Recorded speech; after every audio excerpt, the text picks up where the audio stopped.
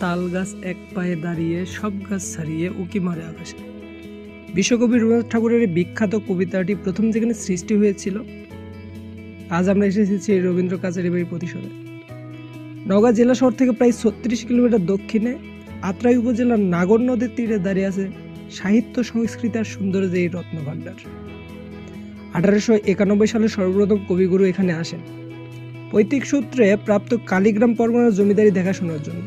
জমিদারি দেখাশোনার পাশাপাশি প্রকৃতি ও মানবপ্রেমী কবি অবহেলিত প্রতিশোর এলাকার মানুষের জন্য অনেক কল্যাণকর কাজ করেন।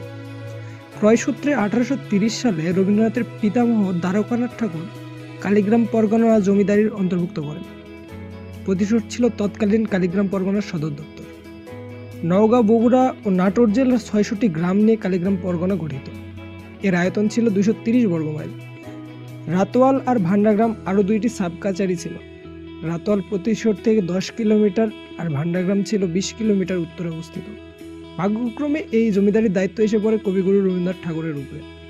এই প্রতিশোরের প্রতি রবীন্দ্রনাথের ছিল অগাধ ভালোবাসা, ছিল এখানকার মানুষের প্রতিও। প্রতিশোরের প্রাকৃতিক সৌন্দর্য তাকে মুগ্ধ করে কালীগ্রামের সহজ সরল প্রজাসাধারণের ভক্তি ও শ্রদ্ধা। কবির সাহিত্যের সৃষ্টির একটি বিশাল অংশ জুড়ে রয়েছে এই প্রতিশোর। প্রতিশোরে বসেই কবি চিত্রা, পূর্ণিমা, সন্ধ্যা, গোরা, ঘরে বাইরে সহ অসংখ্য গ্রন্থ রচনা করেন।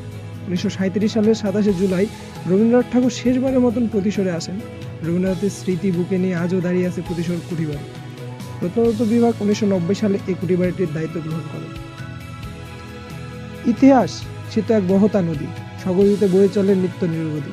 আমাদের দেশে এমন হাজারো প্রাকৃতিক রত্নভাণ্ডার লুকায়িত রয়েছে যা অনেকের অজানা। আসুন অন্বেষণ করি এসব রত্নের ইতিহাস, জানিয়ে সাহিত্য ও সংস্কৃতি থেকে জ্ঞান আহরণ করি এবং তার আগামী প্রজন্মকে সঁপে দিই। আজকের বিদায় নিচ্ছি। দেখা হবে অন্য কোনো ব্লগে, অন্য কোনো দিগন্তের।